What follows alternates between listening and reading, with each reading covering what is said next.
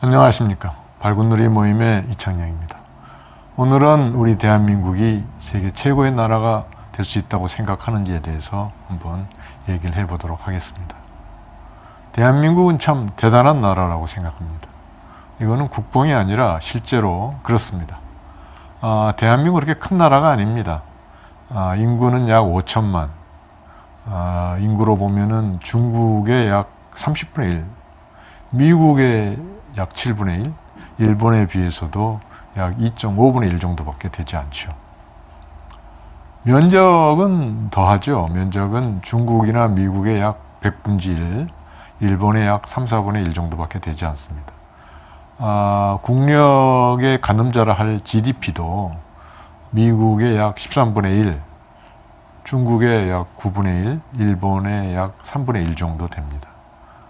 그 다음에 독일이 우리보다 GDP가 2배 조금 더 되게 많고, 영국과 프랑스가 그 다음인데 우리보다 2배 조금 안 되게 많습니다. 거의 2배 가까이에서 독일, 영국, 프랑스가 위치해 있죠.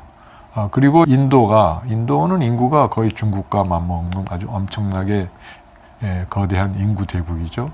그래서 GDP가 약 우리나라 한 2배 채 안 되는, 인도가 영국과 비슷합니다. 그래서 미국, 중국, 일본, 독일, 영국, 프랑스, 인도 이렇게 7개 나라가 우리나라보다 GNP가 2배 정도 이상 많습니다. 그래서 세계 7대 강국이라고 할 수가 있는데, 나머지 나라들, 이태리, 그 다음에 캐나다, 브라질, 러시아가 우리와 GDP가 비슷하거나 조금 더 많거나 조금 더 적거나 뭐 이렇게 엎치락뒤치락 하는 그런 상황입니다. 그래서 현재 우리나라가 세계 10위권의 경제 대국이다 이렇게 얘기되고 있지만은 세계 최강국이라고 할 수는 없죠.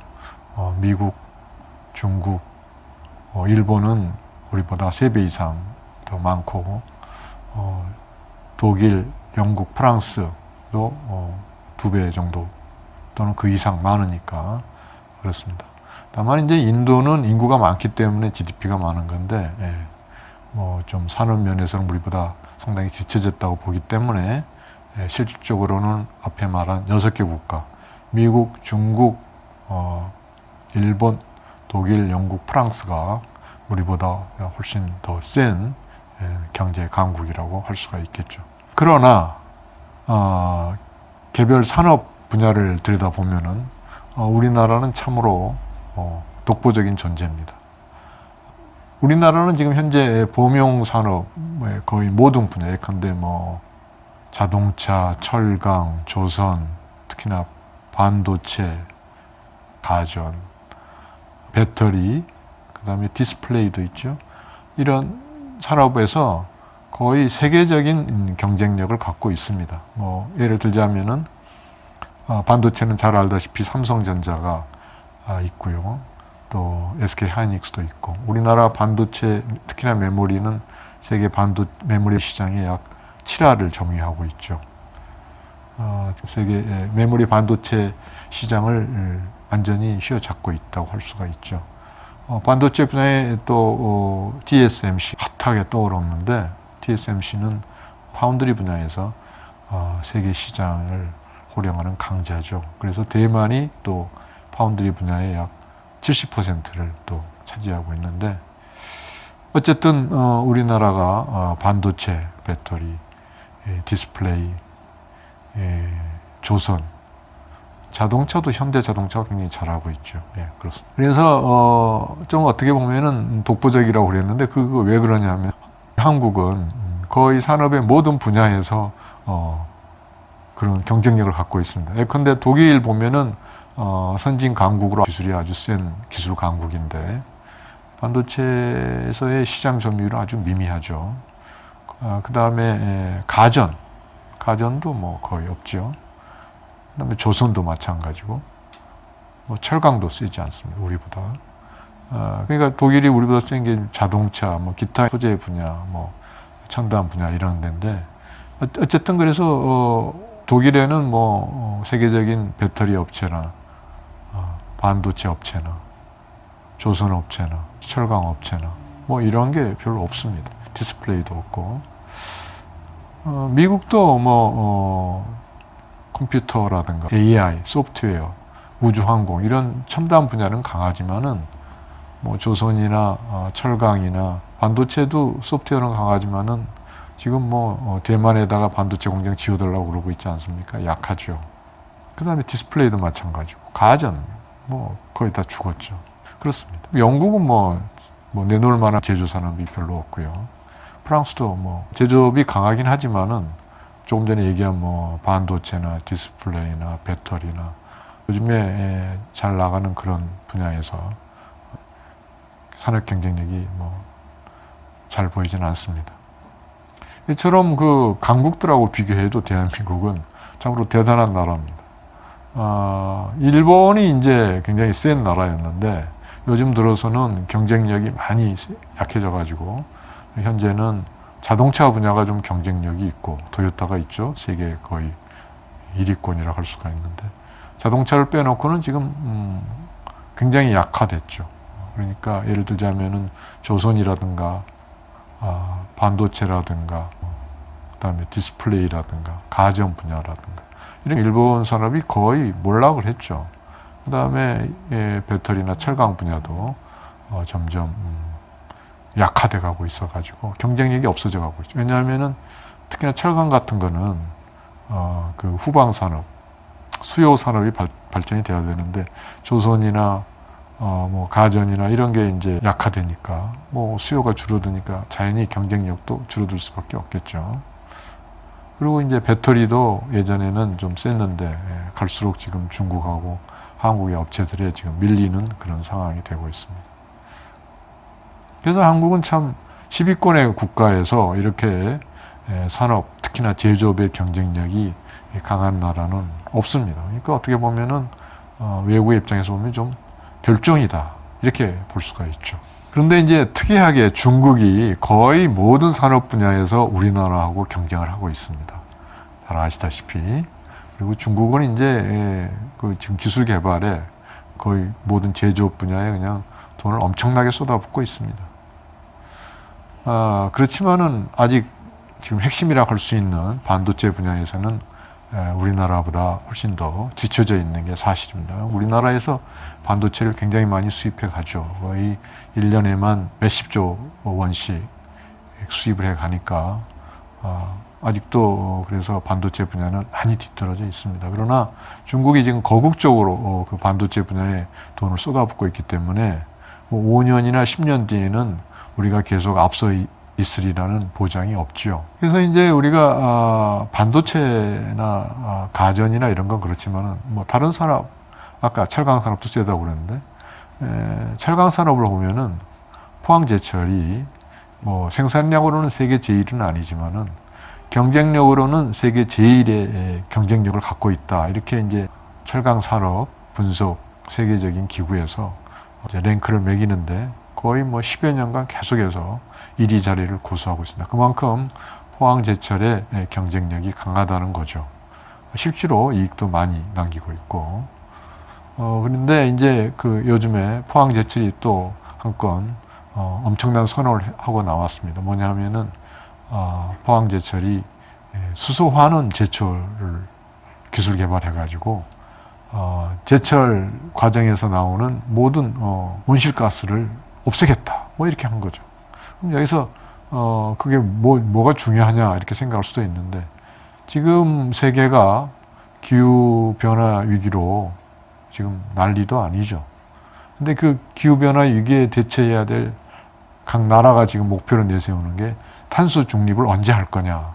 탄소 중립이라는 거는 인공적으로 내보내는 이산화탄소, 온실가스를 영으로 만들어 가지고 지구가 더 이상 뜨거워지지 않게 해가지고 기후변화를 조금이라도 더 막아보겠다.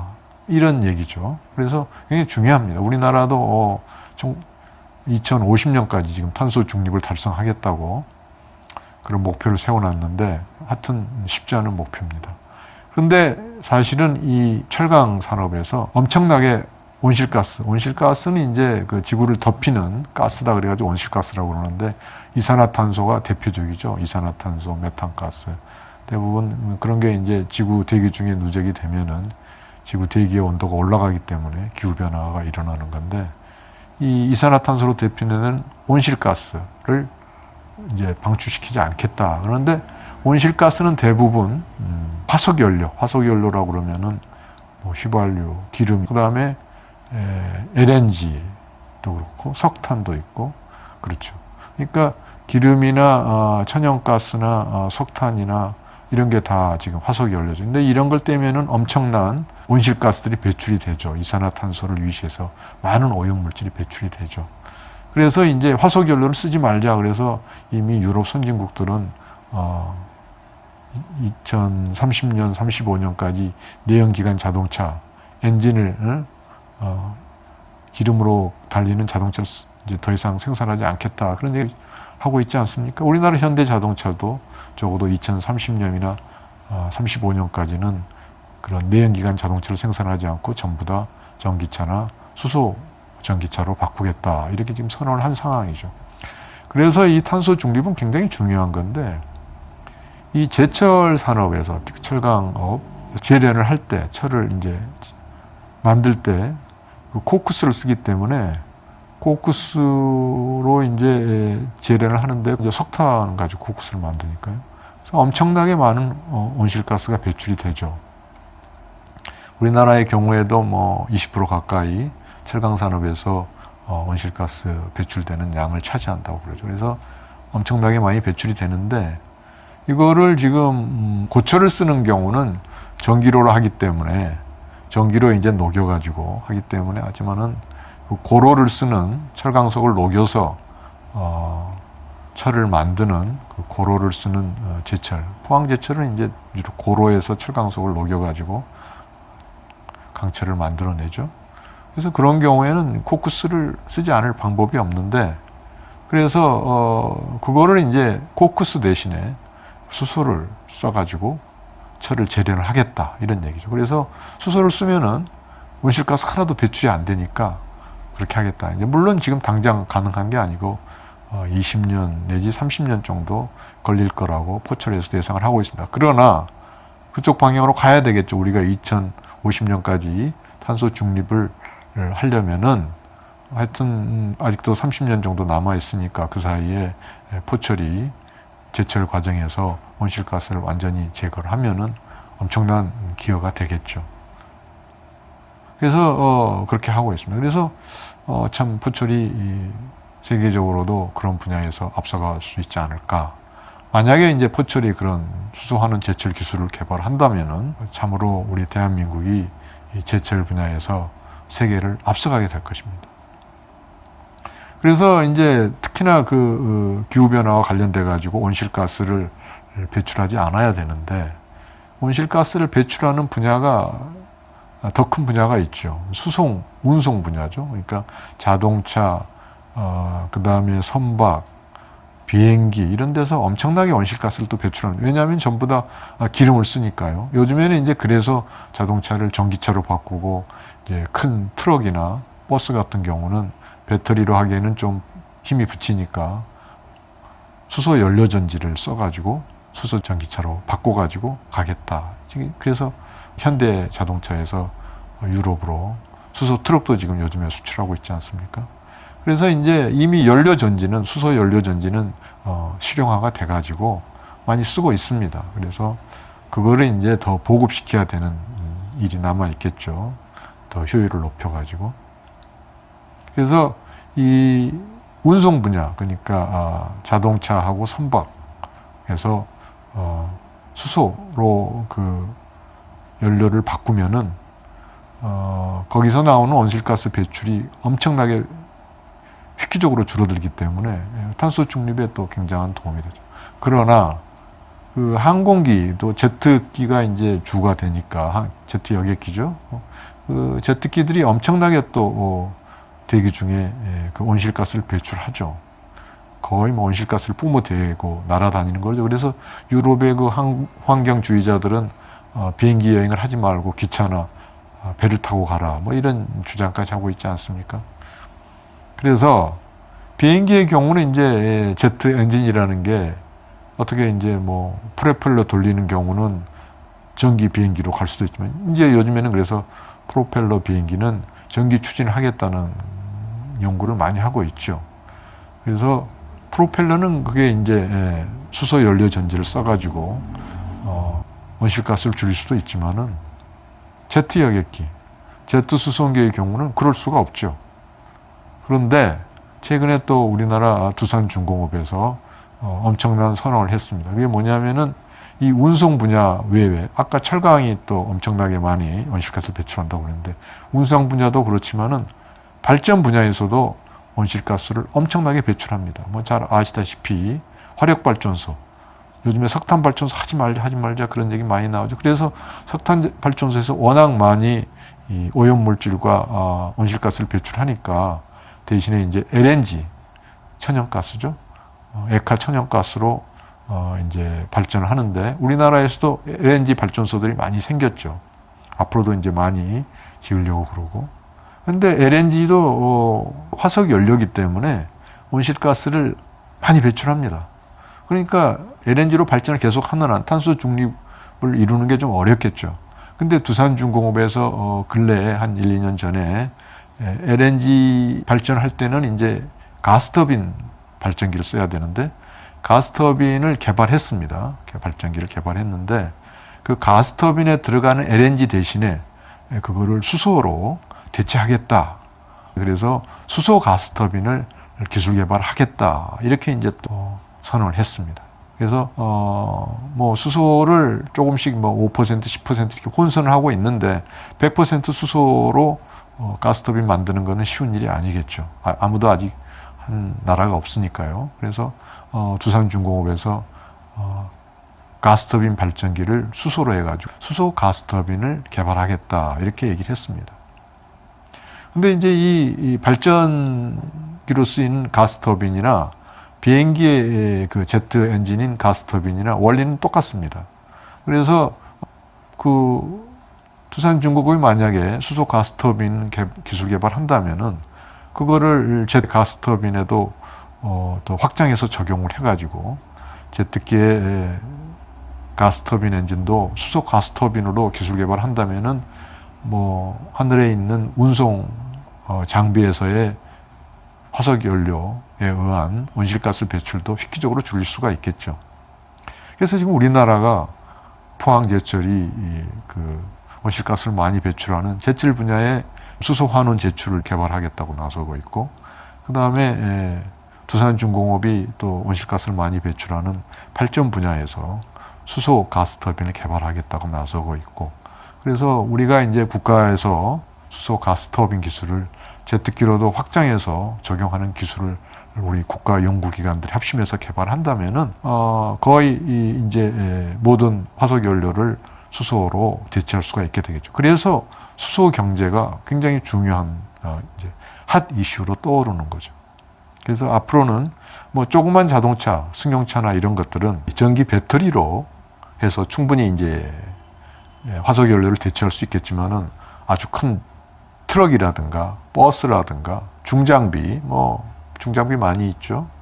그런 것들은 지금 배터리로 하기는 좀 어렵죠. 그래서 부득이 수소 연료 전지가 이제 많이 얘기되고 있는데 그 이제 기술 개발해가지고 큰 그런 장비에도 수소 연료 전지를 쓰는 방법을 개발해야 되겠죠. 그리고 이제 물론 선박에도 개발해야 되겠고요.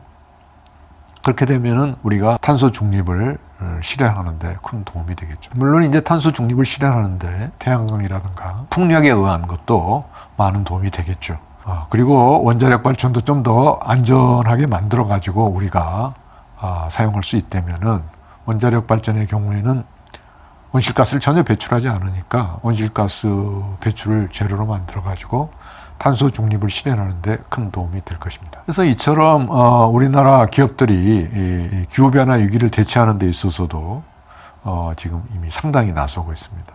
현대자동차가 수소 연료 전지 분야에서는 상당히 앞서가고 있습니다. 그래서 미국도 뭐 별로 그렇게 발전이 안 됐는데 유럽도 마찬가지고 그래가지고 우리나라 현대자동차에서 수소연료전지를 차를 트럭을 만들어가지고 지금 스위스나 이런 데는 굉장히 환경에 대해서 민감하기 때문에 그 스위스의 그 높은 산을 오르거나 그럴 때 그 운송할 때 그 내연기관 엔진을 쓰면은 거기서 많은 온실가스가 배출되니까 그걸 이제 수소 전기차, 수소 트럭으로 하겠다 해가지고 벌써 스위스에도 상당수 수소 트럭을 수출하지 않았습니까?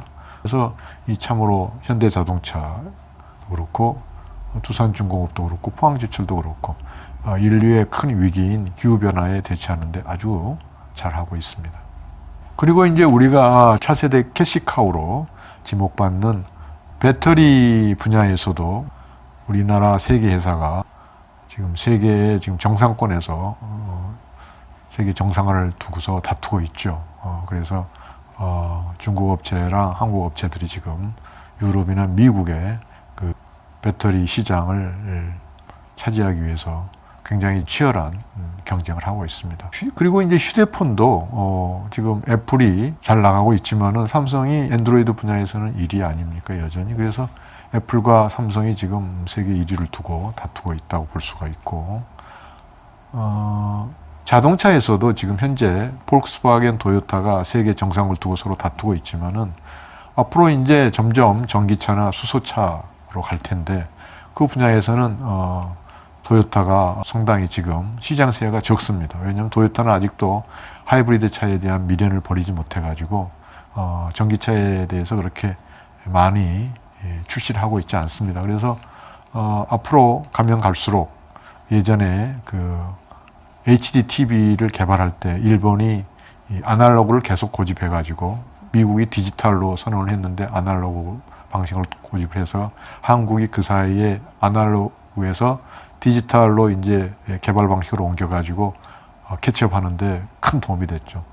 지금 이제 자동차 산업이 전기차로 바뀌는 그런 패러다임이 바뀌는 시기이기 때문에 우리 자동차 회사들, 그러니까 현대, 기아차가 세계 정상으로 도약하는데 좀 더 좋은 기회가 오지 않을까 그렇게 생각을 합니다. 특히나 자동차 산업은 전후방 산업 연관 효과가 엄청납니다. 다시 말하면 자동차 산업 그 모기업뿐만 아니라 그 뒤로 부품 만드는 기업, 소재 만드는 기업 해가지고 엄청나게 많은 연관 산업들이 존재하죠. 그리고 거기서 엄청나게 많은 인력들을 고용을 하기 때문에 전후방 연관 산업 효과가 굉장히 크고 중요한 산업이라는 얘기죠. 그런데 우리가 자동차 산업에서도 상당히 세계적인 경쟁력을 갖고 있다. 지금 현재 물론 대수면에서는 토요타하고 볼kswagen에 뒤지지만은 앞으로 미래의 주가 될 전기차하고 수소차 분야에서 현대 기아차가 상당한 기술력을 갖고 있다. 이처럼 우리 대한민국은 우리가 알고 있는 뭐 자동차, 조선은 뭐 세계 1, 2, 3위를 우리나라 업체들이 독보적인 기술력으로 휩쓸고 있죠. 뭐 중국을 상당히 앞서가니까 이 기술력에서 자동차, 조선, 철강, 반도체, 배터리, 가전. 그다음에 우리가 뭐 잘 알다시피 우리나라가 정보통신 강국이라고 그러지 않습니까? 우리나라가 통신 산업에서도 세계적인 경쟁력을 갖고 있습니다. 지금 현재 막 되고 있는 5G에서도 우리나라가 경쟁력이 있지만은 앞으로 진짜 미래의 꿈의 통신이라고 불리는 6G 통신에서도 한국이 세계에서 앞서가려고 지금 많은 노력을 기울이고 있죠.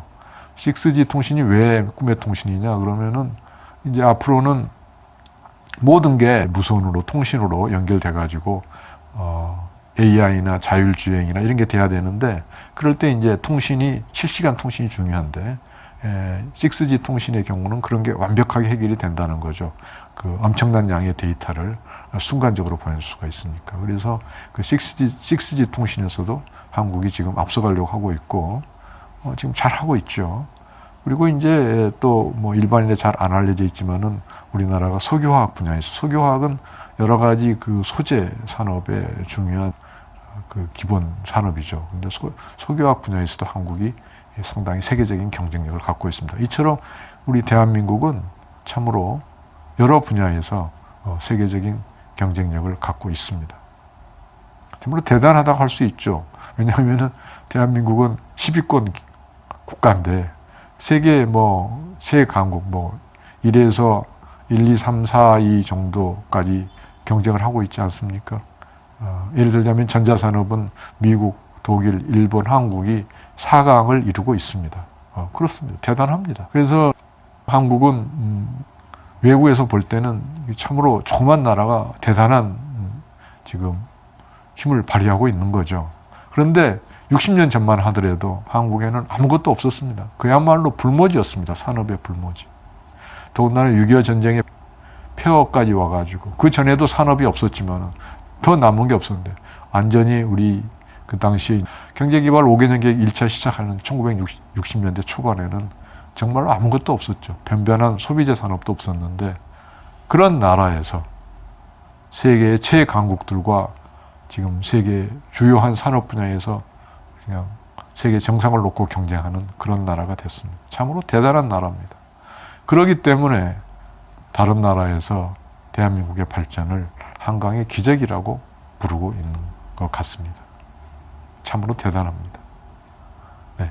다음번에는 그러면은 문제점은 없는가 이런 점에 대해서 얘기를 해보도록 하겠습니다. 오늘은 여기까지 끝내도록 하겠습니다. 고맙습니다.